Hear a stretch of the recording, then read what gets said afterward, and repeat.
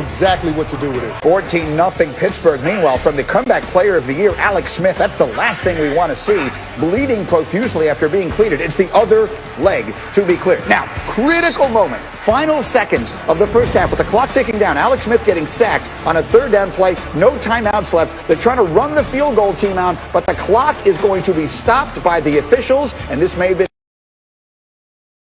sneaky from Alex Smith. Yeah, this is a sneaky good veteran move by Alex Smith. Realizes that he doesn't have any timeouts left, and if they use the ball that's in play, they're probably not going to be able to get the field goal off. So he jogs off with the football. They got to stop the clock to get the K-ball in. They get points before the half. Yeah, take a look. Ron Rivera's yelling. Everybody's yelling, but we're going to show it to you here. Watch Alex Smith. Again, sneaky veteran move. The official is saying, give me the ball. Alex Smith is saying, I got other ideas. He takes that one himself. They have to call. Look, he's laughing. He knows exactly what he's doing. Tomlin knows what he's doing, and in the end, it results in 3 critical points. Dustin Hopkins, 49 yards. It's up. It's good. 14-3 at the half. A little momentum shift. Now, opening drive of the third. Smith, watch Cam Sims. This might have been the biggest play for the Washington football team in this game. And don't just take my word for it. Mike Tomlin talked about this after the game. He felt like it was a real turning point. 30 yards on the catch and run. A big first down, and that would lead to this. How about Logan Thomas to the 1? Yeah, a converted quarterback out of college. And Logan Thomas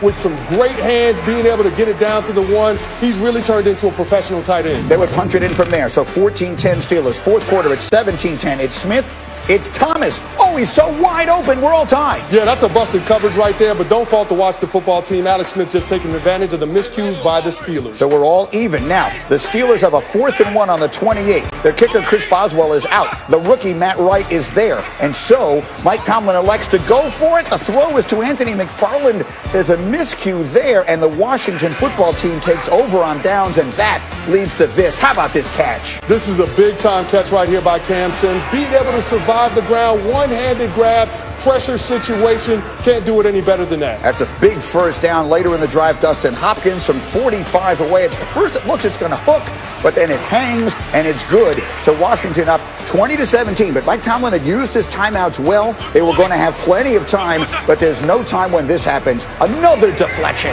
Yeah, that's the story of the game. The Washington football team's defensive line being able to get their hands in passing lanes. 4 batted passes from that group. 3 from Montez Sweat alone. There will be no perfect season. Washington wins. In spite of some of the decisions I made today, you know, they played their asses off. You know, then this really does rank up there. You know, the Pittsburgh Steelers, that's one of the storied franchises as well in this league.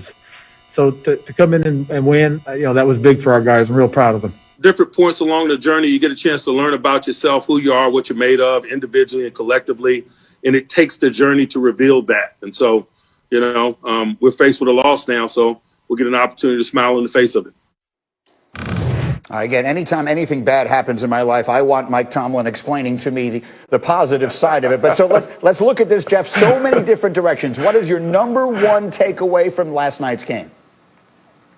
It was a perfect storm against the Steelers. I mean, ultimately, this team, they never established the run, Greeny. They get down. They have a chance to win the game on a third down. They decide to throw it on the 3rd and 4th down. I don't like that either. If you're going to go for it, you know you're not going to kick the field goal. At least give them one shot at trying to run the thing in, and then they missed to McFarland down the sideline. Just kind of a frustrating turn of events if you're a Steelers fan. But again, this whole thing will sit there. Washington the football team has a very good defensive front, and they just outplayed Pittsburgh. And for the second game in a row, Greg, the Steelers with a lot of drops, a lot of mistakes. It almost cost them on Wednesday against Baltimore, and last night it did. It's amazing, Greeny. I mean, for an organization that is among the best in the NFL at developing wide receivers, why is it that they continue to leave so many plays on the field? Last night, 7 drops. 7. That's the most by a Steelers team in 15 years. That's the most by any team in the NFL this year. They now, on the season, with 1 loss, it's amazing, they have 31 drops. The next closest team in the NFL has 21. They're 10 clear of the number on the team that's coming right now in second in regards to drops. They just can't leave those plays on the field when going against top-level competition. And so let's talk a little bit about the circumstance. I'm fond of this phrase. Some things are excuses. Other things are reasons, okay? The Washington football team had 11 days between games, Jeff, Saturday. The Steelers had 5. And Hambo sent me this note. The Steelers are the first team in 50 years to play a game with that level of disparity in the schedule. Do you believe that was a factor last night? Absolutely, I believe it's a factor. And listen, you saw the Steelers, they talked about the frustration with the Ravens game leading up to it, the game getting moved and moved, all the distractions. Listen, we've never seen what's going on. And for these types of events to continue to get moving, it's definitely the frustration was there. But ultimately, Greeny, in my mind, this goes back to the run game and being able to establish it. Mike Tomlin understands you have to be physical in football. Right now, they're not a physical football team, and they got exposed against the Ravens and against Washington last night.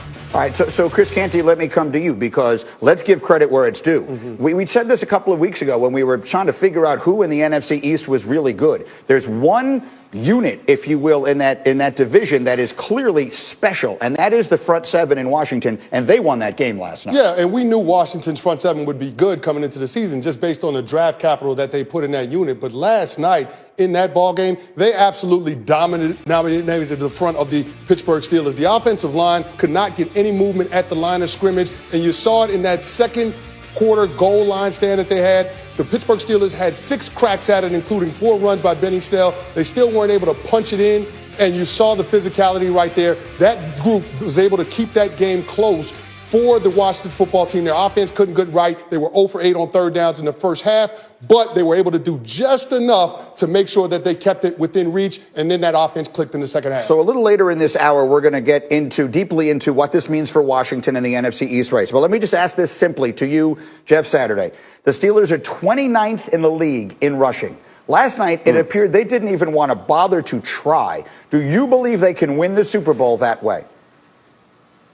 No. You listen, they're going to have to they don't have to be a top 10 rushing team, but they have to be able to establish the run. And even, Chris just brought up a great point on the goal line early in the game. At some point, you got to give Roethlisberger the chance to run that thing in a QB sneak. I don't care if it's a design run in the back.